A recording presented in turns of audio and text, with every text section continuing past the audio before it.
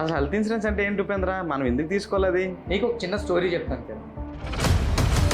ఏ age వల్ల అయినా ఇది తీసుకొచ్చా, నేను తీసుకొచ్చా, లేదంటే మా ఫాదర్కి తీసుకొచ్చా. ఇప్పుడు ఒక 18 years అబ్బాయి కామెంట్ పెట్టాడు, నేను తీసుకొచ్చా సార్ అని. ఒక 35 years పర్సన్ ఒక మెసేజ్ పెట్టాడు, నేను తీసుకొచ్చాను. సో వాళ్ళ మదర్కి 60 years ఉందంట. సో ఇంకా వయసు దగ్గర పడిపోతే మాక్సిమం చనిపోవచ్చు. సో ఆవిడకి కూడా మనం తీసుకొచ్చా అని.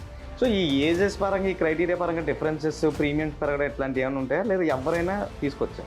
లేదు, బేసిక్గా హెల్త్ ఇన్సూరెన్స్ అనేది పర్టికులర్గా ఈ పర్సన్ తీసుకోవాలని ఏం లేదు. ప్రతి ఏజ్ ఉన్న పర్సన్, అంటే 18 యంగ్ పర్సన్ తీసుకోవాలి, అలానే కిడ్స్ కూడా తీసుకోవాలి. 8 to 9 years ఉన్న వాళ్ళు తీసుకోవాలి, 30 years 40 years ఉన్న వాళ్ళు తీసుకోవాలి. కానీ ఎంత తక్కువ ఏజ్లో హెల్త్ ఇన్సూరెన్స్ తీసుకుంటే అంత మంచిది. ఏజ్ ఒక ఫ్యామిలీలో నలుగురు ఉంటారు, కొడుకు, తండ్రి, తమ్ముడు, వాళ్ళ మదర్. ఖచ్చితంగా ఏ ఫ్యామిలీ అయినా ఇలాగే ఉంటుంది. సో ఇప్పుడు కంప్లీట్ గా అందరూ ఒకేలా తీసుకోవచ్చు అంటే, ఇప్పుడు నలుగురికి ఒక ఇన్సూరెన్స్ సరిపోతుందా, లేదంటే పెద్ద కొడుకు ఒక టైప్ ఆఫ్ ఇన్సూరెన్స్, చిన్న కొడుకు ఒక టైప్ ఆఫ్ ఇన్సూరెన్స్, పేరెంట్స్ ఒక టైప్ ఆఫ్ ఇన్సూరెన్స్, అలాగే ఏమన్నా తీసుకోవచ్చు అంటే ఈ డిఫరెన్సెస్ ఏమైనా ఉంటాయా ఇన్సూరెన్స్ లో? బేసిక్గా ఇన్సూరెన్స్ తీసుకునేటప్పుడు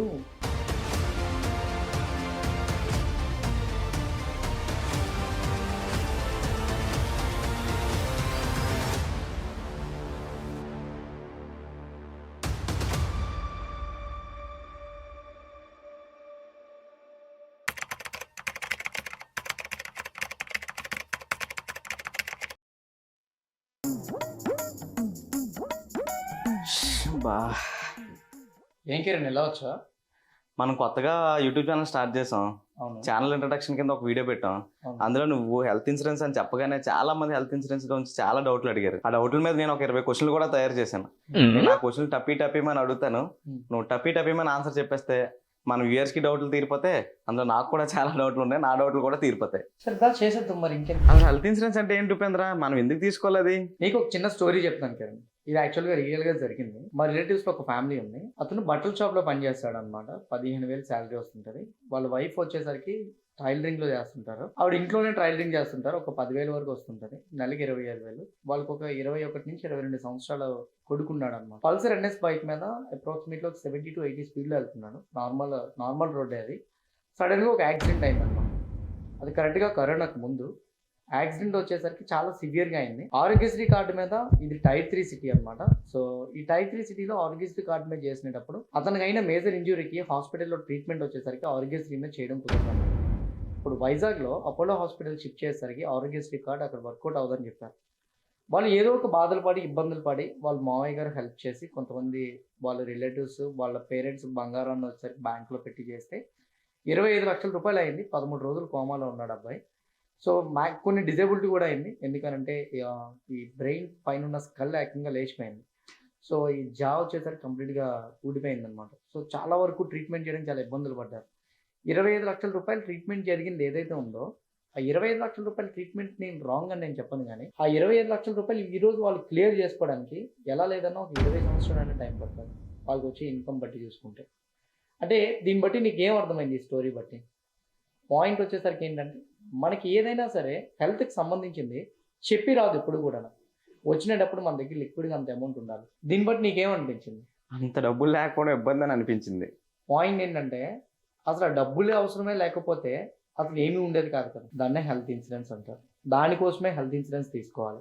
ఈరోజు 20 లక్షల రూపాయలతో అయిపోయింది. కొంతమంది మిడిల్ క్లాస్ ఫ్యామిలీస్లో 50 లక్షల ఆపరేషన్స్ పైన ఉన్నాయి, 10 లక్షల ఆపరేషన్ అయింది, 5 లక్షల ఆపరేషన్ అయింది కూడా ఉంది.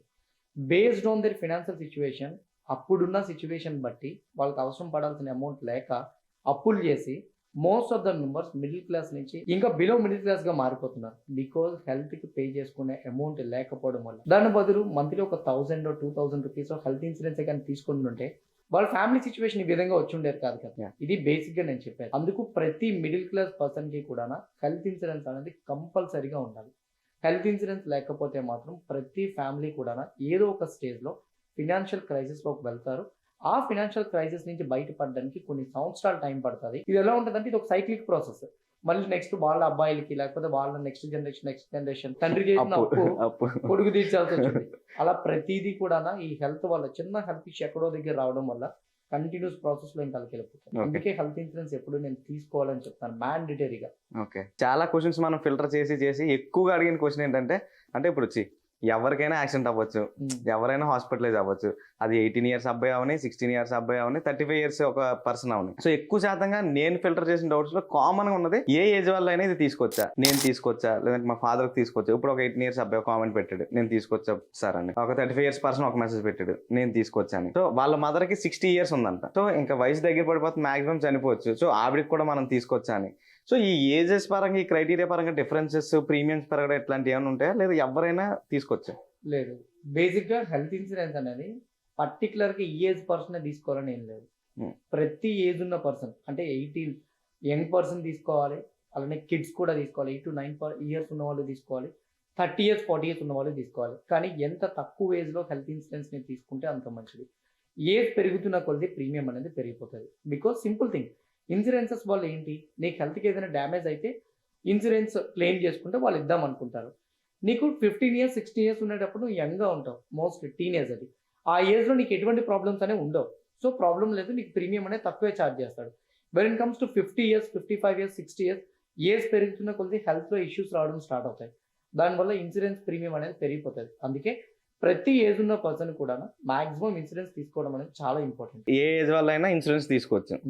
సో ఇదే కాకుండా ఒక ఫ్యామిలీలో నలుగురు ఉంటారు, కొడుకు, తండ్రి, తమ్ముడు, వాళ్ళ మదర్. ఖచ్చితంగా ఏ ఫ్యామిలీ అయినా ఇలాగే ఉంటుంది. సో ఇప్పుడు కంప్లీట్ గా అందరూ ఒకేలా తీసుకోవచ్చు అంటే ఇప్పుడు నలుగురికి ఒక ఇన్సూరెన్స్ సరిపోతుందా, లేదంటే పెద్ద కొడుకు ఒక టైప్ ఆఫ్ ఇన్సూరెన్స్, చిన్న కొడుకు ఒక టైప్ ఆఫ్ ఇన్సూరెన్స్, పేరెంట్స్ ఒక టైప్ ఆఫ్ ఇన్సూరెన్స్, అలాగే ఏమన్నా తీసుకోవచ్చు అంటే ఈ డిఫరెన్సెస్ ఏమైనా ఉంటాయా ఇన్సూరెన్స్ లో? బేసిక్ గా ఇన్సూరెన్స్ తీసుకునేటప్పుడు చిల్డ్రన్స్ ఎవరైతే ఉన్నారో వాళ్ళ ఏజ్ బట్టి డిపెండ్ అయి ఉంటుంది. మదర్ కి సన్ కి 25 ఇయర్స్ లోపు ఉండాలి. ఓకే, మదర్ కి సన్ కి ఈ 25 ఇయర్స్ లోపు ఉంటేనే వాళ్ళకి వర్కౌట్ అవుతుంది. లేదనుకోండి పేరెంట్స్ సపరేట్ గా, చిల్డ్రన్ సపరేట్ గా తీసుకోవాలి. ఇంకోటి ఏంటంటే ఏదైనా ఒక పర్సన్ మ్యారేజ్ ఏజ్ వచ్చాడు అనుకోండి, ఫర్ ఎగ్జాంపుల్ 25 ఇయర్స్ 26 ఇయర్స్ ఉన్నాయి, with in next 1 year 2 years లో తను మ్యారేజ్ చేసుకుందాం అనుకున్నాడు అనుకోండి, పేరెంట్స్ కి సపరేట్ గా అండ్ తిని సపరేట్ గా తీసుకుంటే బెటర్. ఎందుకంటున్నానంటే తనకి మ్యారేజ్ అయిపోయిన తర్వాత ఇంకొక పర్సన్ యాడ్ అవుతారు. సో ఆ రైడర్లో ఒకటి యాడ్ చేసుకోవచ్చు అనమాట. ఓకే, సో మ్యారేజ్కి నువ్వు చేసుకుందాం అనుకునేటప్పుడు రైడర్లో యాడ్ చేసుకుంటే నీ వైఫ్ కూడా అది వర్తిస్తుంది. విత్ ఇన్ 1 year లో నువ్వు మ్యారేజ్ చేసుకోగలరా, దానికంటే టైం పీరియడ్ ఉంటుంది. అందుకు అయితే ఇంకోటి ఏంటి అని అంటే కంపారిజన్ చేసుకొని తీసుకోవడం కూడా బెటరే. ఫ్యామిలీ నలుగురికి కలిపి తీసుకుంటే ఎంత అవుతుంది, సింగిల్గా తీసుకుంటే ఎంత అవుతుంది. మోస్ట్లీ పేరెంట్స్ నేను సెపరేట్ చేయమని చెప్తాను. ఓకే, అది కూడా ఏజ్ పేరెంట్స్కి చిల్డ్రన్ ఏజ్ తక్కువ గ్యాప్ ఉంటే పర్వాలేదు, ఎక్కువ గ్యాప్ ఉంటే మాత్రం సెపరేట్ చేయమని చెప్తాను. ఎందుకంటే పేరెంట్స్ ఎక్కువ ఉండేటప్పుడు ప్రీమియం అనేది ఎక్కువ పడిపోతుంది. వాళ్ళ దాంట్లో ఇతను యాడ్ చేసినా సరే ఎక్కువ మెంబర్స్ కాబట్టి ప్రీమియం ఎక్కువ అవుతుంది. అందుకే పేరెంట్స్ సపరేట్గా, చిల్డ్రన్ సపరేట్గా, ఎక్కువ ఏజ్ డిఫరెన్స్ ఉంటాయి, తక్కువ ఏజ్ డిఫరెన్స్ ఉంటే అందరికీ కలిపి. మ్యారేజ్ చేసుకునే పర్సన్ అయితే మాత్రం సెపరేట్కి వెళ్ళిపోవడం అనేది మంచిది, ఇది బెస్ట్. సో ఇప్పుడు బ్రదర్, మదర్, ఫాదర్కి ఒకటి తీసుకొని ఎక్కువ ఏజ్ ఉన్న అబ్బాయి సెపరేట్ గా తీసుకుంటే, ఇన్ కేస్ మ్యారేజ్ దగ్గరలో ఉండి సెపరేట్ గా తీసుకుంటే బెటర్ అంటారు. బెటర్, అలా అయినా బెటర్. అంటే కంపేర్ చేసుకోవాలి, ఫ్యామిలీకి ఒకలాగా వీళ్ళకి ఒకలాగా కంపేర్ చేసుకొని తీసుకోవాలి. ఇప్పుడు మ్యారేజ్ అవ్వగానే వెంటనే పెళ్లి చేసుకున్న ఆమెను అందులో యాడ్ చేసేయడానికి అవుతుందా? పర్టికులర్ పీరియడ్ రెన్యువల్ చేసినప్పుడే యావరేజ్ చేసుకోవడం అవుతుంది. హెల్త్ ఇన్సూరెన్స్ మధ్యలో యాడ్ చేసుకోవడం అనేది కుదరదు. ఓకే, రెన్యువల్ చేస్తాం కదా, ఆ టైంలో యాడ్ చేసుకోవడం అవుతుంది. సో ఇప్పుడు ఇన్సూరెన్స్ తీసుకునేటప్పుడు జోన్ అని, పాన్ ఇండియా అని ఏవో వేరియేషన్స్ ఉంటాయంట. సో జోన్ సెలెక్ట్ చేసుకోవడం బెటరా, పాన్ ఇండియా సెలెక్ట్ చేసుకోవడం బెటరా? బేసిక్ గా జోన్ అనేది ఏంటంటే టైర్ 1, టైర్ 2, టైర్ 3 సిటీస్ బట్టి నీకు ఇన్సూరెన్స్ ప్రీమియం అనేది ఉంటుంది. For example if you select zone 3, okay, నువ్వు జోన్ 3 సెలెక్ట్ చేసుకున్నావు అనుకో, అంటే టైర్ 3 సెలెక్ట్ చేసుకున్నావు అనుకో, టైర్ 3లో ఉన్న హాస్పిటల్స్కి మాత్రమే నీకు హెల్త్ ఇన్సూరెన్స్ అనేది వర్తిస్తుంది. నువ్వు టైర్ 3లో హెల్త్ ఇన్సూరెన్స్ తీసుకొని టైర్ 1కి వెళ్ళి క్లెయిమ్ చేసుకోవాలనుకుంటే కష్టం. ఎగ్జాంపుల్ టైర్ 3లో ఒక ట్రీట్మెంట్ కావాలి, అక్కడ ఆ హాస్పిటల్స్లో ఆ ట్రీట్మెంట్ అనేది అవైలబుల్గా లేదు, టైర్ 1కి వెళ్ళాల్సి వస్తుంది. ఇప్పుడు నువ్వు టైర్ 1కి వెళ్తున్నప్పుడు టైర్ 1 హాస్పిటల్లో జాయిన్ అయ్యేటప్పుడు ఆ ఇన్సూరెన్స్ అనేది క్లెయిమ్ చేసుకోవడానికి కుదరదు. అందుకే జోన్స్ most of the people ignore చేస్తారనమాట. ఈవెన్ నేను చాలాసార్లు చాలామంది అడిగినప్పుడు జోన్స్ వద్దనే చెప్పాను. అండ్ ఈ జోన్ బదులు పాన్ ఇండియా తీసుకోవడం బెటర్. పాన్ ఇండియా అనేది ప్రెసెంట్ రైట్ నో IRDA ఒక రూల్ పెట్టింది. ఏంటంటే రీసెంట్గా వచ్చింది, ఒక 6 months అవుతుంది ఆ రూల్ వచ్చి. ఈ రూల్ వచ్చేది ఏంటంటే ఇంతకు ముందు ఎలా ఉండేదంటే క్యాష్లెస్ హాస్పిటల్ సెపరేట్గా, క్లెయిమ్ హాస్పిటల్ సెపరేట్గా ఉండేవన్నమాట. ప్రతి health insurance cashless claim hospitals లేవు. గవర్నమెంట్ ఏం చేసిందంటే ఇండియన్ గవర్నమెంట్ IRDAకి ఒక రూల్ పాస్ చేసింది, అంటే ఒక రూల్ పెట్టమని. ఏంటంటే మోస్ట్లీ ప్రతి ఒక్క ప్రైవేట్ హెల్త్ ఇన్సూరెన్స్ కంపెనీస్ కూడా క్యాష్లెస్ హాస్పిటల్స్ కింద మార్చమని చెప్పింది అనమాట. అంటే హెల్త్ ఇన్సూరెన్స్ ఇప్పుడు ప్రెసెంట్ రైట్ నో ప్రతి ఒక్కరు కూడా పాన్ ఇండియాలో క్యాష్లెస్, అంటే నీ దగ్గర ఒక కార్డు ఉంటే ATMలోకి వెళ్ళి మనం మనీ ఎలా విత్డ్రా చేసుకుంటామో కార్డు తీసుకొని వెళ్ళి హాస్పిటల్లో ఇస్తే చాలు. Okay, complete A to Z ending వరకు, అంటే నువ్వు హాస్పిటల్ అడ్మిట్ అయినప్పటి నుంచి డిశ్చార్జ్ అయినంత వరకు ఎన్ని డేస్ అయినా సరే నీకు ఫ్రీగా ట్రీట్మెంట్ అనేది జరుగుతుంది. ఇది పాన్ ఇండియాలో క్యాష్లెస్ హాస్పిటల్ సెలెక్ట్ చేసుకుంటే. దీన్ని బట్టి ప్రెసెంట్ రైట్ నౌ జోన్ కన్నా పాన్ ఇండియా అయితేనే బెటర్. ఓకే. సో ఇంకొక డౌట్ ఏంటంటే ఎంప్లాయీస్ ఆల్రెడీ వాళ్ళకి గవర్నమెంట్ ఎంప్లాయీస్ అయినా ప్రైవేట్ ఎంప్లాయీస్ అందరికి ఈఎస్ఐలో ఈఎస్హెచ్లో ఏవో ఉంటాయి. సో వాళ్ళు కూడా ఈ పాలసీస్ ఏమైనా తీసుకోవచ్చా, లేదంటే వాళ్ళకి ఇందులో తీసుకునే అవకాశం ఉండదా? ఎంప్లాయీస్ తీసుకోవచ్చా లేదా అనే దానికన్నా ఎంప్లాయీస్ తీసుకోవాలా అసలు. ఇది బేసిక్గా తీసుకోవచ్చానంటే తీసుకోవచ్చు, కానీ తీసుకోవాలి కంపల్సరీగా. ఎందుకు తీసుకోవాలని చెప్తున్నానంటే ఎంప్లాయీస్కి ఇచ్చేది 5 lakh మాత్రమే, 5 lakh లిమిట్ మాత్రమే. ఇప్పుడు 5 lakh మించిగా ఒకవేళ కానీ ఏదైనా జరిగితే ఫస్ట్ థింగ్.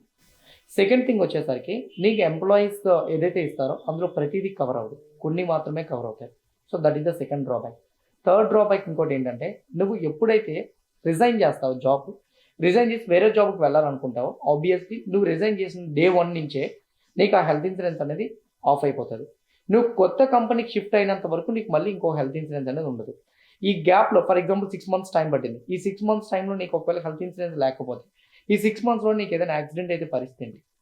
అందుకే ఎంప్లాయీస్కి ఉన్నా లేకపోయినా, మరి గవర్నమెంట్ ఎంప్లాయీస్ పరంగా వస్తే అనొచ్చు, గవర్నమెంట్ ఎంప్లాయీస్ ఈహెచ్ఎస్ కార్డుతో ప్రతి హాస్పిటల్లో వర్తించదు, కొన్ని హాస్పిటల్స్లో మాత్రమే వర్తిస్తుంది. అందుకే ఇట్స్ బెటర్ ఈహెచ్ఎస్ కార్డు ఒక గవర్నమెంట్ ఎంప్లాయీకి ఉన్నా సరే కంపల్సరీగా హెల్త్ ఇన్సూరెన్స్ అయితే మాత్రం తీసుకోవాల్సిందే. సో ఉపేంద్ర, ఇప్పుడు ఈ ఇన్సూరెన్స్ లో కో పేమెంట్స్ అంటే ఏంటి? బేసిక్గా కో పేమెంట్ అంటే ఏంటంటే ఇన్సూరెన్స్ కంపెనీకి మనం క్లెయిమ్ చేసుకుంటునేటప్పుడు కంప్లీట్గా మొత్తం మనం క్లెయిమ్ చేయడం అవుతుంది. ఎగ్జాంపుల్ నీకు ఒక 10 lakh రూపీ బిల్ అయింది, నువ్వు 10 lakhs క్లెయిమ్ చేయాలనుకున్నావు అనుకో, అవ్వదన్నమాట. కోపే పెట్టుకునేటప్పుడు నీకు క్లెయిమ్ అనేది కేవలం ఇన్ టర్మ్స్ ఆఫ్ పర్సంటేజే వస్తుంది. అంటే నువ్వు కొంత పర్సంటేజ్ పే చేయాలి, వాళ్ళు కొంత పర్సంటేజ్ పే చేస్తారు. ఫర్ ఎగ్జాంపుల్ కొన్ని 80-20 ఉంటుంది. 10 lakh బిల్ అయితే 8 lakh మాత్రమే ఇన్సూరెన్స్ వాళ్ళు పే చేస్తారు, 2 lakh మనం పే చేస్తాం. ఈ కో పేమెంట్ ఎవరు చేసుకుంటారు తెలుసా? చాలా మందికి తెలియక ఇన్సూరెన్స్ చూసేటప్పుడు సార్ కోపే పెట్టుకుంటే మీకు ఇన్సూరెన్స్ అనేది 2,000 తగ్గుతుంది సార్ అంటారు అనమాట. కోపే తెలియక ఇప్పుడు పే చేస్తున్న టైంలో 10,000 కాస్త 8,000 అయిపోయింది కదా అని చెప్పి 8,000 పేమెంట్ అనేది కన్ఫర్మ్ చేసుకుంటారు. కానీ ఆ తర్వాత తెలుస్తుంది క్లెయిమ్ చేసుకునేటప్పుడు దీనికి 2 లక్షలు మనం పెట్టుకోవాలని. అందుకే స్టార్టింగే ఇన్సూరెన్స్ పే చేసుకునేటప్పుడు కోపేనా లేదా నాన్ కోపేనా అని అడగాలి. నాన్ కోపే అనుకో మనం 1 రూపీ కూడా పే చేయాల్సిన అవసరం లేదు, అంతా వాళ్ళే పే చేసుకుంటారు. కోపే అనుకో అందులో ఎంతో కొంత పర్సంటేజ్ ఉంది, మనం పే చేయాలని అర్థం. ఎప్పుడైనా హెల్త్ ఇన్సూరెన్స్ చూసుకుంటున్నప్పుడు ఇవి చాలా ఇంపార్టెంట్. ఇన్సూరెన్స్ ప్రీమియం తగ్గిపోయింది కదా, తగ్గిపోయింది అని అంటే అన్నింటికన్నా ఇది బెటర్ ఏమో అని అనుకోకూడదు. తగ్గిపోయిందంటే అందులో ఏదో ఒక రూల్ చేంజ్ అయ్యే ఉంటుంది. ఇన్సూరెన్స్ తగ్గిందంటే మాత్రం అందులో ఏదో ఒక రూల్ చేంజ్ అయ్యింది, దానివల్ల మోస్ట్లీ మనకి ప్రీమియం అనేది తగ్గిపోతుంది. అందులో ఈ కోపే కానీ లేదా ఉంది అని అనుకోండి, ఇన్సూరెన్స్ తగ్గిపోతుంది, ప్రీమియం తగ్గిపోతుంది. ప్రీమియం తగ్గిపోయి చాలా మంది పే చేస్తారు. ఇది వన్ టైప్ ఆఫ్ ట్రాప్, ఎవరు ఏజెన్సీస్ చెప్పేవాళ్ళు. కానీ మనం అది కంపల్సరీగా ఐడెంటిఫై చేసుకొని ఆ పాయింట్ ఉందా లేదని చెక్ చేసుకోవాలి. సో బేసిక్గా అందరం హెల్త్ ఇన్సూరెన్స్ తీసుకుంటాం, కానీ ఎంత సమ్ ఇన్సూర్ తీసుకోవాలనేది కరెక్ట్గా తెలియదు. సో ఎంత తీసుకుంటే బెటర్? అది ప్లేస్ బట్టి డిపెండ్ అయి ఉంటుంది. కానీ ఇప్పుడు రైట్ నా ప్రైవేట్ హాస్పిటల్కి వెళ్తే మినిమం 2 లక్షల నుంచి 3 లక్షలు మినిమం అయిపోతుంది. సో అందుకే ఇప్పుడు పర్టికులర్గా ప్రైవేట్ హాస్పిటల్లోనే అందరూ వెళ్తున్నారు కాబట్టి గవర్నమెంట్ హాస్పిటల్ తక్కువ చూస్ చేసుకుంటున్నారు కాబట్టి టైప్ 3 సిటీ అయినా సరే 2 లక్షలు మినిమం అవుతుంది. కాబట్టి నా బెస్ట్ సజెషన్ మినిమం 10 లక్షలు బేస్ ప్లాన్ తీసుకుంటే బెటర్. 10 lakh రూపీస్ సరిపోతుంది. బికాజ్ యావరేజ్గా మనకు 10 lakh రూపీ ఏ ప్రైవేట్ హాస్పిటల్స్కి వెళ్ళినా సరే 10 lakh రూపీ లిమిట్గా ఉంటే మాత్రం మనం ఈజీగా ట్రీట్మెంట్ అనేది చేయించుకోవచ్చు. ఓకే. సో బేసిక్గా హెల్త్ ఇన్సూరెన్స్ అనేది ఇల్నెస్ అయినా లేదంటే ఏదైనా సమ్ డిసీజెస్ వచ్చినా తీసుకుంటారు. సో ఏ డిసీజ్ వచ్చినా హెల్త్ ఇన్సూరెన్స్ వర్తిస్తుందా? అండ్ అట్లానే ఆ డిసీజెస్ కి పర్టికులర్ గా వెయిటింగ్ పీరియడ్స్ ఏమైనా ఉంటుందా? అండ్ ఇంకొకటి ఏంటంటే ఆ వెయిటింగ్ పీరియడ్ మనం ఏమైనా తగ్గించుకునే ఛాన్సెస్ ఉంటుందా? ఫర్ సపోజ్ ఏదైనా ఎమర్జెన్సీ డిసీజ్ అయితే. యాక్చువల్గా 3 type ఆఫ్ వెయిటింగ్ పీరియడ్స్ ఉంటాయి. ఫస్ట్ వన్ వచ్చేసరికి ఇనిషియల్ వెయిటింగ్ పీరియడ్ అనమాట. అంటే ఇన్సూరెన్స్ తీసుకున్న తర్వాత 30 రోజుల వరకు క్లెయిమ్ చేసుకోవడం అనేది కుదరదు. 31st డే నుంచి క్లెయిమ్ చేసుకోవడం అనేది కుదురుతుంది. కానీ డే 1 నుంచి యాక్టివేట్ అయిన ఇన్సూరెన్స్ ఏమైనా ఉందంటే అది యాక్సిడెంటల్ ఇన్సూరెన్స్ మాత్రమే. సో యాక్సిడెంటల్ ఇన్సూరెన్స్కి మాత్రం డే 1 నుంచి వర్తిస్తుంది. 30 days తర్వాత రిమైనింగ్ అనేది వర్తిస్తాయి అనమాట. సెకండ్ వన్ స్పెసిఫిక్గా ఇల్నెస్లు ఉంటాయి, లైక్ నీ ఆపరేషన్ కానీ ఇలా కొన్ని ఉంటాయి అనమాట. అవి 2 సంవత్సరాల తర్వాతే అవుతాయి. ఇన్సూరెన్స్ తీసుకునేటప్పుడు వెయిటింగ్ పీరియడ్స్ యొక్క డిసీజెస్ ఏవైతే ఉన్నాయో ఆ వెయిటింగ్ పీరియడ్స్ యొక్క ట్రీట్మెంట్స్ ఏవైతే ఉన్నాయో ఆ ఇల్నెస్ ఏవైతే ఉన్నాయో వాటిని అడిగితే వాళ్ళు లిస్ట్ ఇస్తారనమాట.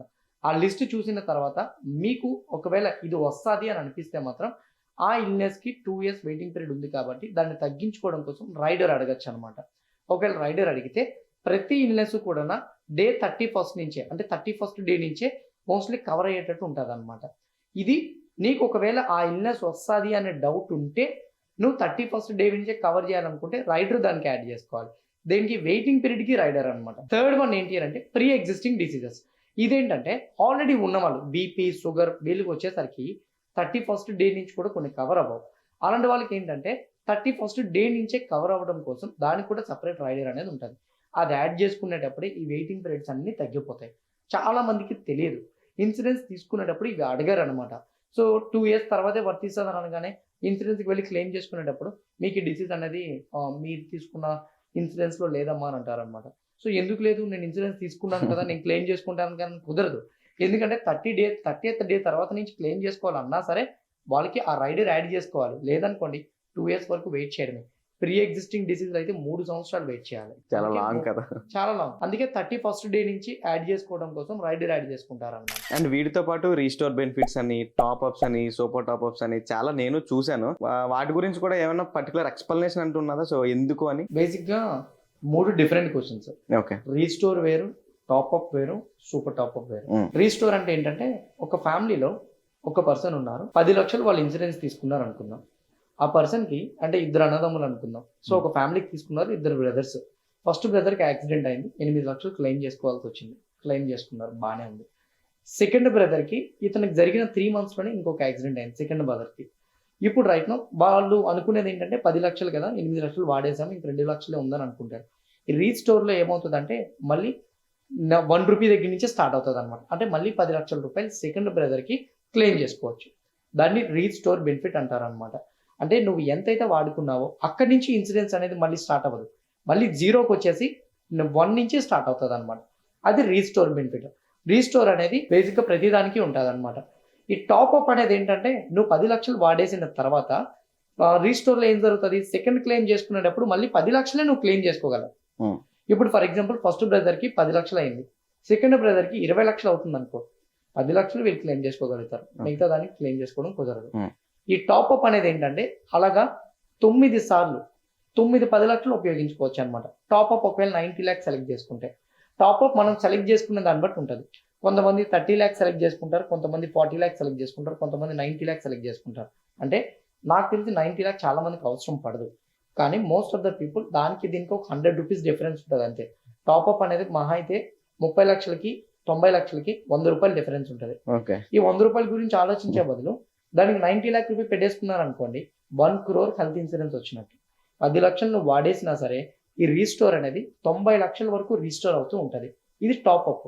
సూపర్ టాప్అప్ అనేది ఏంటంటే ఫర్ ఎగ్జాంపుల్ నువ్వు 90 lakh కూడా యూజ్ చేసేస్తే ఆ సినారియో కూడా వెళ్దాం, అంతకు మించి మరి ఇవ్వడు. ఈ రీస్టోర్ అనేది ఏంటంటే మళ్ళీ 90 lakhs స్టోర్ అవుతుంది. ఓకే. మళ్ళీ ఇప్పుడు ఎగ్జాంపుల్ మనం ఒక పెన్ యూజ్ చేస్తుంటాం, పెన్ ఇంక్ అయిపోయింది అనుకో, రీఫిల్ చేస్తామా లేదా ఇంక్ని? ఎలా రీఫిల్ చేస్తామో ఇన్సూరెన్స్ ఒక్కసారి 10 లక్షలు వాడేస్తే 9-10 లక్షల వరకు మనం వాడుకోవచ్చు. ఓకే. మళ్ళీ ఒక సంవత్సరంకే. అది టాప్అప్ అనమాట. ఒకవేళ ఆ 90 లక్షలు కూడా వాడేస్తే మళ్ళీ రీస్టోర్ అవుతుంది అనమాట. దాన్ని సూపర్ టాప్అప్ అంటారు. మోస్ట్లీ సూపర్ టాప్అప్ ఎవరికి అవసరం ఉండదు. 90 లక్షలు నువ్వు పెట్టుకున్న తర్వాత మళ్ళీ సూపర్ టాప్అప్ వెళ్ళాల్సిన అవసరం ఉండదు, ఎక్కువ డబ్బులు పే చేసుకోవడమే తప్ప. టాప్అప్కి వెళ్తే సరిపోతుంది. ఓకే. ఈ ఇన్సూరెన్స్ లో చాలా వరకు ప్రీ హాస్పిటలైజేషన్ అని, పోస్ట్ హాస్పిటలైజేషన్ అని వింటుంటాం. సో ఈ డిఫరెన్సెస్ ఏంటి ప్రీ పోస్ట్ అంటే? బేసిక్గా ప్రీ హాస్పిటలైజేషన్, పోస్ట్ హాస్పిటలైజేషన్ అంటే ఎగ్జాంపుల్ నువ్వు ఒక ఇన్సూరెన్స్ తీసుకున్న తర్వాత అంటే హాస్పిటల్లో అడ్మిట్ అయ్యావు, ఆ 30 days 40 days నీకు ట్రీట్మెంట్ జరిగింది. ఆ 40 days ట్రీట్మెంట్ అమౌంట్ నువ్వు ఆల్రెడీ క్లెయిమ్ చేసేసుకుంటావు.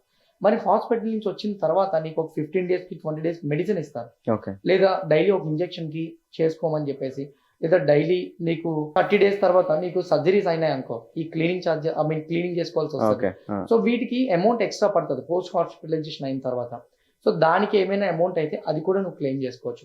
అలానే హాస్పిటల్లో అడ్మిట్ అవ్వక ముందు సో నువ్వు క్లెయిమ్ చేసుకోవచ్చు అన్నమాట. అంటే before 15 days, after 90 days, 180 days అని కొన్ని ఉంటాయి. ఆ టైం పీరియడ్స్ నువ్వు సెలెక్ట్ చేసుకోవాలి. ప్రీ హాస్పిటలైజేషన్, పోస్ట్ హాస్పిటలైజేషన్ ఎన్ని డేస్కి ఇస్తున్నారో అడగాలన్నమాట. ప్రతి ఇన్సూరెన్స్ కూడా బ్రౌచర్ అనేది మనం పేమెంట్ చేసే ముందు అడగాలి. ఓకే. ప్రీ హాస్పిటలైజేషన్, నేను హాస్పిటల్లో అడ్మిట్ అయ్యే ముందు ఎన్ని రోజులకి ఆ ఇన్సూరెన్స్ అనేది క్లెయిమ్ చేసుకోవడం అనేది కుదురుతుంది. ఓకే. సో నేను హాస్పిటల్ నుంచి డిశ్చార్జ్ అయిన తర్వాత ఎన్ని రోజులు, 60 రోజుల, 70 రోజుల, 90 రోజుల, 180 రోజుల మనం అడగాలన్నమాట.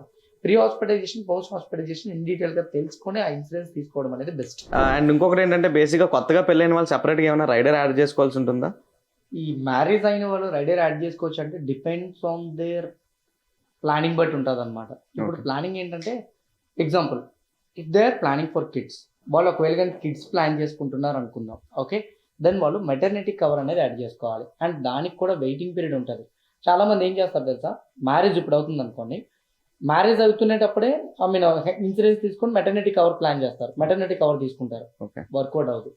తీసుకొని నో యూజ్, ఆ రైడర్ కాస్ట్ కూడా వేస్ట్ అయిపోతుంది. ఎందుకో తెలుసా, మెటర్నిటీ కవర్ అనేది మినిమం 3 months నుంచి మాక్సిమం 18 months వరకు ఉంటుంది అనమాట. అంటే 3 నెలల ముందు తీసుకోవాలి. అంటే ఫర్ ఎగ్జాంపుల్, ఒక హస్బెండ్ అండ్ వైఫ్ ఉన్నారు, వాళ్ళు ఈరోజు ఇన్సూరెన్స్ తీసుకున్నారు, రేపు ఆ అమ్మాయి వచ్చేసరికి కన్సీవ్ అయింది అనుకుందాం, ఓకే, అది వర్కౌట్ అవ్వదు. ఎందుకో తెలుసా, బేసిక్గా ఎప్పుడైనా సరే మనం కిడ్స్ ప్లాన్ చేసుకుంటున్నప్పుడు అమ్మాయి కన్సీవ్ అవుతుంది అని అనుకుంటే 3 months ముందే తీసేసుకోవాలి. అది minimum waiting period. Okay so minimum waiting period 3 months నుంచి చాలా హెల్త్ ఇన్సూరెన్సెస్ 18 months వరకు ఇస్తారనమాట.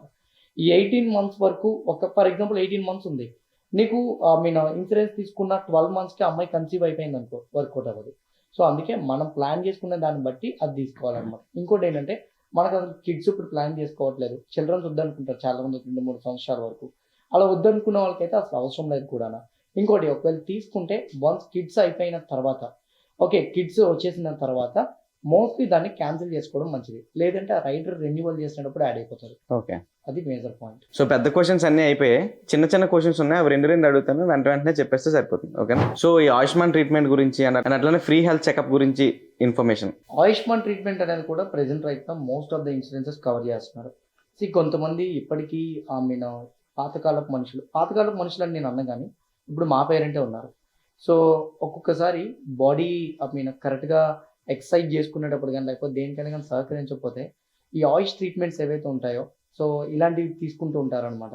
అంటే ఎప్పుడైనా సరే కొంతమంది మెడికల్గా వెళ్తే, కొంతమంది ఆయుష్ ట్రీట్మెంట్కి వెళ్తారనమాట, ఆయుర్వేదిక్ ట్రీట్మెంట్. ఈ ఆయుర్వేదిక్ ట్రీట్మెంట్కి వెళ్ళినా సరే చిన్న చిన్న ఇంటి పక్కన ఉన్న వాళ్ళు, ఆ ఇంటి పక్కన ఉన్న వాళ్ళు ఆయుర్వేదిక్ ట్రీట్మెంట్ తీసుకుంటే అది క్లెయిమ్ చేసుకుంటారంటే కుదరదు. అది కూడా సెపరేట్గా లిస్టెడ్ హాస్పిటల్స్ కొన్ని ఉంటాయి. సో లేకపోతే బిల్లింగ్ చేసే హాస్పిటల్స్, ఆయుర్వేదిక్ ట్రీట్మెంట్ చేసే హాస్పిటల్సే ఉంటాయి. వాటిలో చేస్తేనే అది క్లియర్ అవుతుంది అనమాట. అది కూడా క్లియర్ అయిపోతుంది. నెక్స్ట్ ఏంటంటే, ఈ ఫ్రీ హెల్త్ చెకప్ ఏదైతే ఉందో సంవత్సరానికి ఒకసారి ఫ్రీగా చేసుకోవచ్చు. నీ ఇష్టం, ఏ డయాగ్నోస్టిక్ సెంటర్కి అయినా సరే వెళ్ళి, ఫర్ ఎగ్జాంపుల్ నువ్వు రెన్యువల్ చేసుకునే ముందైనా, లేకపోతే 3 years హెల్త్ ఇన్సూరెన్స్ తీసుకున్నా సరే, ఎప్పుడైనా సరే ఇయర్కి ఒకసారి నువ్వు ఫ్రీగా హెల్త్ ఇన్సూరెన్స్ ద్వారా చెకప్ అనేది చేసుకోవచ్చు అనమాట. దాంట్లో ఒకవేళ కానీ ఏదైనా కానీ తెలిస్తే, ఒకవేళ డెఫినెట్గా ఆ రిపోర్ట్స్ ఏవైతే ఉన్నాయో అవి నీ దగ్గర పెట్టుకోవాలి. ఇన్సూరెన్స్ కంపెనీస్ బేసిక్గా చేసేది ఏంటంటే, ఎంత బేగా దాన్ని రిజెక్ట్ చేద్దామని చూస్తారనమాట. బికాజ్ ఇన్సూరెన్స్ కంపెనీకి ప్రాఫిట్ ఎక్కడ కనబడుతుంది, రిజెక్ట్ చేస్తేనే ప్రాఫిట్, రిజెక్ట్ చేయకపోతే ప్రాఫిట్ ఉండదు. ఎగ్జాక్ట్లీ ఇన్సూరెన్స్ కంపెనీస్ ఎప్పుడైనా సరే ఇన్సూరెన్స్ తీసుకుంటునేటప్పుడు, అంటే ఇన్సూరెన్స్ క్లెయిమ్ చేస్తున్నప్పుడు, మీరు మాకు ముందుగానే ఇది డిస్క్లోజ్ చేయలేదని చెప్తారనమాట. మన దగ్గర రిపోర్ట్ ఉందనుకో, ఇదిగో నేను డయాగ్నోస్టిక్ సెంటర్లో ఫ్రీ హెల్త్ చెకప్కి వెళ్ళేటప్పుడు నాకు బీపీ ఉందని చూపించింది, ఇప్పుడే వచ్చిందని కూడా చెప్తున్నారు, లాస్ట్ 1 monthలోనే వచ్చిందని, నేను మీ దగ్గర హెల్త్ ఇన్సూరెన్స్ తీసుకొని 1 year అవుతుంది, ఇదిగో అని చెప్పి మనం చూపించుకోవచ్చు. ఎప్పుడైనా సరే మన దగ్గర రిపోర్ట్స్ లేకపోతే మాత్రం 200% హెల్త్ ఇన్సూరెన్స్ వాళ్ళు మనల్ని బోల్తా పడేసే ఛాన్సెస్ చాలా ఎక్కువ ఉంటాయి. అది ఇంపార్టెంట్. ఓకే. సో నెక్స్ట్ వచ్చేసి, అన్ని ఇన్సూరెన్సెస్లో రూమ్ రెంట్స్ కవర్ అవడం, ఏదన్నా ఒక స్టేట్ నుంచి ఇంకొక స్టేట్కి వెళ్ళాలంటే ఎయిర్ అంబులెన్స్ ఉంటుందంట. సో వీటి గురించి ఎలాంటి ఇన్ఫర్మేషన్ ఉంటుంది? రూమ్ రెంట్ అనేది present right now most of the health insurance అందరూ కూడా అన్లిమిటెడ్ ఇచ్చేసారు. Okay. Most of the health insurances. కానీ ఈ రూమ్ రెంట్తో పాటు నాన్ కన్జ్యూమబుల్ ఐటమ్స్ ఉంటాయి. ఓకే. సో మనం కన్జ్యూమ్ చేయలేనివి, హ్యాండ్ గ్లౌస్ కానీ, ఇలాంటివి కాటన్స్ కానీ, ఇవి మనం కన్జ్యూమ్ చేయం. సో వాటికి సపరేట్గా ఛార్జెస్ పెడతారు. ఇప్పుడు నివాబోపా ఉంది, నివాబోపా నాన్ కన్జ్యూమబుల్ ఐటమ్స్ ఏవైతే ఉన్నాయో వాటిని ఫ్రీగా కవర్ చేస్తుంది. రూమ్ రెంట్ అనేది ఇప్పుడు అందరూ ఫ్రీగా ఇచ్చేస్తున్నారు. ఈ నాన్ కన్జ్యూమబుల్ ఐటమ్స్ ఫ్రీగా ఇస్తున్నారు లేదనేది కూడా చెక్ చేసుకోవాలి. తర్వాత ఎయిర్ అంబులెన్స్, మరీ హార్ట్ సర్జరీ, సో ఇలాంటివి ఏదైనా అయితే ఎయిర్ అంబులెన్స్ అవసరం పడుతుంది తప్ప మోస్ట్లీ లేకపోతే ఎయిర్ అంబులెన్స్ అవసరం అనేది పడదు. బట్ ఎందుకైనా మంచిది అలాంటిది ఏదైనా ఉంటుంది అని అనుకుంటే ఎయిర్ అంబులెన్స్ కూడా యాడ్ చేసుకోవడం బెటర్. బట్ మోస్ట్లీ కొన్ని హెల్త్ ఇన్సూరెన్స్ అయితే అవి కూడా ఫ్రీగా ఇస్తున్నాయి. చెక్ చేసుకొని దాన్ని కూడా యాడ్ చేసుకోవచ్చు. ఒకవేళ చూసుకొని యాడ్ చేసుకోవాలి. మన క్రైటీరియా లిస్ట్లోనే టాప్ 5 హెల్త్ ఇన్సూరెన్స్ ఏవైతే ఉన్నాయో, లేకపోతే ఏవి ఇస్తున్నారో దాన్ని బట్టి చూసి మనం చేసుకోవాలి. సో ఆల్మోస్ట్ టాపిక్స్ అన్ని కవర్ చేస్తాము, వాళ్ళు అడిగిన క్వశ్చన్స్కి ఆన్సర్ చేస్తాం. బట్ ఫైనల్ ఏంటంటే, అసలు ఏ హెల్త్ ఇన్సూరెన్స్ తీసుకోవాలి? చాలా కంపెనీస్ ఉన్నాయి, సో ఏది బెటర్గా ఉంటుంది? 2 things. బేసిక్గా హెల్త్ ఇన్సూరెన్స్ తీసుకునేటప్పుడు 2 things చాలా ఇంపార్టెంట్. ఒకటి క్లెయిమ్ రేషియో. క్లెయిమ్ రేషియో అంటే ఏంటంటే, మనం అంటే ఇన్సూరెన్స్ ఎవరైతే క్లెయిమ్ చేసుకుంటున్నారో, క్లెయిమ్ చేసుకున్న వాళ్ళ పర్సంటేజ్ ఎంత వాళ్ళకి క్లెయిమ్ అవుతుంది. ఎగ్జాంపుల్ చెప్పాలంటే ఇందులో 2 ఉంటాయి. ఒకటి claim amount ratio, 2 claim ratio. అంటే first claim ratio, 2 claim amount ratio. Example చెప్పాలంటే 100 మంది క్లెయిమ్ చేసుకుంటున్నారు, అందులో ఎంతమంది క్లెయిమ్ అవుతుంది? 60 మంది క్లెయిమ్ అవుతుందా? దాన్ని క్లెయిమ్ సెటిల్మెంట్ రేషియో 60% అంటారు. Claim amount ratio. ఎగ్జాంపుల్, నువ్వు హాస్పిటల్ బిల్ ₹1,00,000 అయిందని నువ్వు క్లెయిమ్ చేసుకున్నావు. ఎంత అమౌంట్ వాళ్ళు ఇచ్చారు ఇన్సూరెన్స్ వాళ్ళు? 80,000 ఇచ్చారా, లేకపోతే 90,000 ఇచ్చారా, లేదా 70,000? ఎందుకంటే వాళ్ళ రూల్స్ ప్రకారం ఇవ్వలేదని కొంత అమౌంట్ కొట్టేస్తారు. సో అంత ఇచ్చారా, లేదా కొంత మాత్రమే ఇచ్చారా, అది కూడా చాలా ఇంపార్టెంట్. ఇన్సూరెన్స్ తీసుకున్నప్పుడు మోస్ట్లీ నేను టాప్ 5 తీసుకోమని చెప్తాను. Top 5 health insurance. చిన్న చిన్న హెల్త్ ఇన్సూరెన్స్ తీసుకున్న నో యూస్. అందుకే టాప్ 5 హెల్త్ ఇన్సూరెన్స్ తీసుకుంటే చాలా బెటర్. సో పాలసీ ఎలా తీసుకోవాలి, ఎందుకు తీసుకోవాలి అన్నీ చెప్పాము, అంతా ఓకే. ఒకవేళ మనం పాలసీలో ఏదైనా తప్పు చేసి వెంటనే పాలసీని క్యాన్సిల్ చేయాలంటే చేయడానికి అవుతుందా? చేయొచ్చు. 30 days. ఇంతకు ముందు 30 days ఉండేది కదా, తక్కువ టైం ఉండేది, 15 days అనుకుంటా. ఇప్పుడు రైట్ నో IRDA రూల్స్ ప్రకారంగా 30 days పెట్టారు.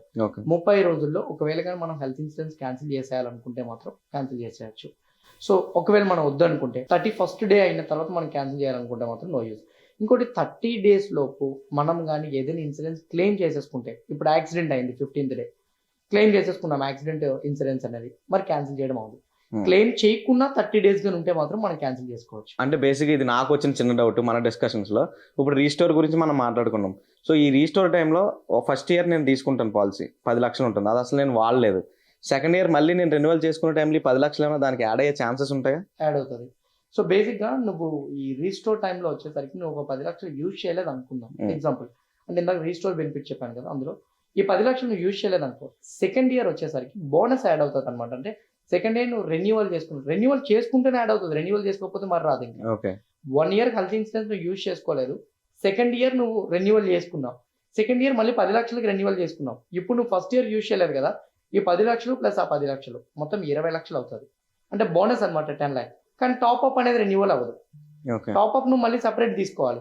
టాప్అప్ ఎప్పుడు కూడా రెన్యువల్ అనేది అవ్వదు, ఎందుకంటే it's like gift coupon. So అది రెన్యువల్ అవ్వదు అనమాట. సో ఈ ఫస్ట్ ఇయర్ ఏదైతే నువ్వు 10 lakh పెట్టుకున్నావు, ఆ సెకండ్ ఇయర్ కి ఆ 10 lakh 20 lakh నీకు బోనస్ అవుతుంది. అలా ఎన్ని ఇయర్స్ అయినా మనకి బోనస్ యాడ్ అవుతుందా? ఆ ఎన్ని ఇయర్స్ నీకు బోనస్ యాడ్ అవుతుంది. 10 years వరకు మాత్రమే. ఇంకోటి 10 సంవత్సరాల వరకే అవుతుంది. 11th year నుంచి మళ్ళీ నీకు యాడ్ అవ్వదు, మళ్ళీ 10 లక్షలకు వచ్చేయాలి, మళ్ళీ 10 లక్షల నుంచి అలా యాడ్ చేసుకుంటే వెళ్ళాలి. ఆ తర్వాత ఇంకొకటి ఏంటంటే ఎవ్రీ టైం రెన్యువల్ ఏ టైం చేసుకోవాల్సి ఉంటుంది? తర్వాత రెన్యువల్ టైంలో మళ్ళీ రెన్యువల్కి ఏమైనా మళ్ళీ ప్రీమియమ్స్ పెరిగే ఛాన్సెస్ ఉంటాయా? క్లాక్ ద ఏజ్ అని అంటారు. అది కూడా ఏంటంటే ప్రతి 5 సంవత్సరాలకి హెల్త్ ఇన్సూరెన్స్ ప్రీమియం అనేది మారుతూ ఉంటుంది, ప్రతి 5 సంవత్సరాలకి. ఇంకోటి ఏంటంటే నువ్వు ఈ ఇయర్లో ఫర్ ఎగ్జాంపుల్ ఫస్ట్ ఇయర్లో నీకు ఏ హెల్త్ ఇష్యూ రాలేదు, సెకండ్ ఇయర్ నువ్వు క్లెయిమ్ చేసుకునేటప్పుడు నీకు ఇన్సూరెన్స్ అనేది తక్కువే ఉంటుంది. Okay, first year for example నువ్వు తక్కువ కాదు, సేమ్ ఉంటుంది. ఫస్ట్ ఇయర్ నీకు 10,000 పడింది, సెకండ్ ఇయర్ కూడా 10,000 ఉంటుంది. అంటే నువ్వు ఫస్ట్ ఇయర్లో ఎటువంటి క్లెయిమ్ చేసుకోకపోతే బోనస్ ఎలా అయితే నీకు సెకండ్ ఇయర్కి యాడ్ అవుతుందో, ఫస్ట్ ఇయర్ ప్రీమియం ఎంత ఉంటుందో సెకండ్ ఇయర్ ప్రీమియం కూడా అంతే ఉంటుంది. 5 సంవత్సరాల వరకు. 5 సంవత్సరాల తర్వాత మళ్ళీ మారిపోతుంది, ఎందుకు? ఏజ్ పెరుగుతుంది కదా, అప్పుడు మారుతుంది. సో వాళ్ళు అడిగిన క్వశ్చన్స్ అన్ని నేను నిన్ను అడిగాను, నువ్వు అన్నిటికీ క్లియర్గా ఆన్సర్ చేసేసావు, అంతా ఓకే. కాకపోతే మనం ఎంత జాగ్రత్తగా చూసి ఇన్సూరెన్స్ తీసుకున్నా చాలా మందికి అది రిజెక్ట్ అవుతుందంట. సో ఎందుకు రిజెక్ట్ అవుతుంది? ఒకవేళ రిజెక్ట్ అయితే నెక్స్ట్ ఏం చేయాలి? సో బేసిక్ ఇది నీతో కన్నా వాళ్ళతో మాట్లాడాలి. హెల్త్ ఇన్సూరెన్స్ తీసుకునేటప్పుడు నేను మీకు కొన్ని చెప్తాను, డెఫినెట్గా చూసుకోండి. మీకు ఇన్సూరెన్స్ ఏజెంట్ వాళ్ళకి కొన్ని క్రైటీరియాస్ ఉంటాయి. ఓకే, ఆ క్రైటీరియాస్ని ఫినిష్ చేయడం కోసం, లేకపోతే వాళ్ళ సేల్ టార్గెట్ని ఫినిష్ చేయడం కోసం ఇన్సూరెన్స్ మీకు తీసుకోండి మేడం తొందరగా వచ్చేస్తుంది, మీకు తీసుకోండి మేడం తొందరగా వచ్చేస్తుంది అని చెప్పేసి, అంటే మీకు చాలా ఇంపార్టెంట్ మేడం అని చెప్పేసి మీ దగ్గర ఇన్సూరెన్స్ తీపించేసుకుంటూ ఉంటారు, అంటే తీపిస్తారనమాట మీతోటి. బట్ గుర్తుపెట్టుకోండి, కంపల్సరీగా వాళ్ళు ఇచ్చే నామ్స్ ఏవైతే ఉన్నాయో, అంటే సింపుల్ థింగ్, వాళ్ళు డిస్క్లోజ్ చేస్తారు కదా, అంటే మీరు పేమెంట్ చేసే ముందు మీకు మొత్తం అన్ని వాళ్ళు ఏవేవైతే కంప్లీట్గా టిక్ మార్క్ పెట్టారో, ఏవేవైతే కంప్లీట్గా ఇన్సూరెన్స్ వాళ్ళు ప్రొవైడ్ చేస్తున్నారో అదంతా ఉంటుంది. చదవండి, లేట్ అయినా పర్వాలేదు చదవండి. రీసెంట్గా IRDA వాళ్ళు ఓన్ లాంగ్వేజెస్తో ఇన్సూరెన్సెస్ని ప్రొవైడ్ చేయమని చెప్పారు. అంటే ఏంటో తెలుసా? మీరు తెలుగు పర్సన్ అనుకోండి, మీకు తెలుగులో వస్తుంది, హిందీ అయితే హిందీలో వస్తుంది, ఇంగ్లీష్ కావాలనుకుంటే ఇంగ్లీష్లో వస్తుంది, తమిళ్ కావాలనుకుంటే తమిళ్లో వస్తుంది. మీరు ఏ లాంగ్వేజ్ కావాలనుకుంటే మీకు ఆ లాంగ్వేజ్లో వస్తుంది అనమాట. మీరు కంపల్సరీగా మొత్తం ఏదైతే ఉందో అదంతా చదవండి. ఓకే, నేను అడిగింది ఇందులో ఉందా లేదా కంపల్సరీగా, అంటే ఏదైతే చదవాల్సింది ఉందో చదవలేదనుకోండి, మీరు ఏముంది ఇప్పుడు ఇన్సూరెన్స్ తొందరగా చేసేయాలి, ఏజెంట్ ఏమో నేను ఉంటాను కదా అని చెప్పేసి మీకు చేయించేస్తాను. తర్వాత తను లేడనుకోండి, ఫర్ ఎగ్జాంపుల్ తన ఏజెన్సీ నుంచి బయటకు వెళ్ళిపోయాడు అనుకుందాం, పరిస్థితి ఏంటి? మీరు క్లెయిమ్ చేసుకోవాలనుకుంటున్నారు, పరిస్థితి ఏంటి? ఆఫ్ కోర్స్ మీకు RM వస్తాడు. RM ఏం చెప్తాడు? సారీ సార్, మీరు వచ్చేసరికి చదవలేదు, బీపీ అనేది మినిమం 31 days తర్వాత అవుతుంది, లేకపోతే మీకున్న ఎగ్జిస్టింగ్ ఇల్నెస్లు ఏవైతే ఉన్నాయో అవి కవర్ చేసుకోవడానికి కొంత టైం పడుతుంది. సో ఆ టైం లోపే మీరు ఇప్పుడు క్లెయిమ్ చేసుకుంటున్నారు, ఇది వర్తించొచ్చు సార్ అంటారు. అప్పుడు డబ్బులు మీరు ఎక్కడ తీసేస్తారు? ఇన్సూరెన్స్ తీసుకున్నామంటే ఏదో ఏజెంట్ ఫోర్స్ చేశాడనో, లేకపోతే మనకి హెల్త్ ఇన్సూరెన్స్ ఉందని చెప్పుకోవడానికో కాదు. పాయింట్ వచ్చేసరికి ఇన్సూరెన్స్ తీసుకునేటప్పుడు ప్రతి ఇన్సూరెన్సర్ ఎలా ఒకలాగా ఇన్సూరెన్స్ని రిజెక్ట్ చేయాలనే చూస్తాడు. రిజెక్ట్ చేయాలని చూసినప్పుడు మీరు అది ఆలోచించుకోవాలి. సో నేను కావాలనుకున్నవన్నీ ఇందులో ఉన్నాయా లేదా, ప్రీ ఎగ్జిస్టింగ్ డిసీజెస్ ఏమైనా ఉన్నాయా రివీల్ చేయండి. చాలా మంది ఇది డిస్క్లోజ్ చేస్తారు. హ్యాబిట్ ఉందనుకోండి, మీకు సిగరెట్ హ్యాబిట్ ఉంటే సిగరెట్ ఉందని చెప్పండి, లేకపోతే మీకు బీపీ ఉంటే బీపీ ఉందని చెప్పండి, షుగర్ ఉంటే షుగర్ ఉందని చెప్పండి.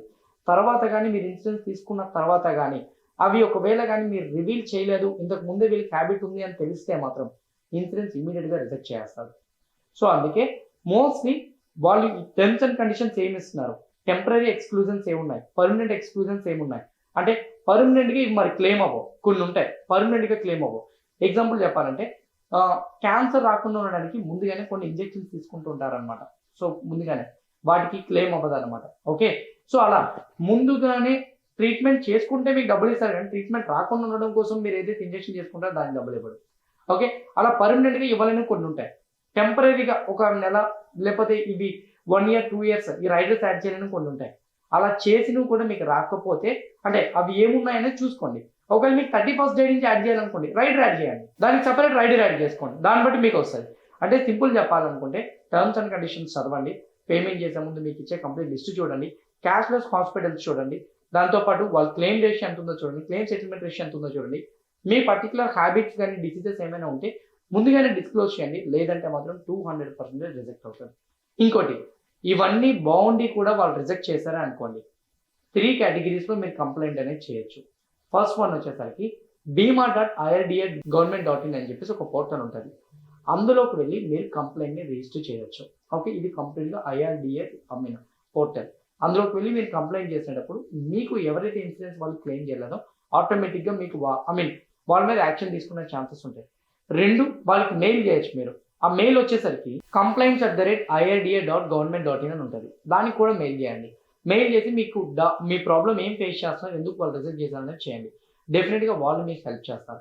థర్డ్ వన్, ఈ రెండు మీకు చేయడం రాలేదనుకోండి, 3 ఫోన్ కాల్ మాట్లాడడం అనేది అందరికీ తెలుసు కదా, టోల్ ఫ్రీ నెంబర్స్కి కాల్ చేయండి.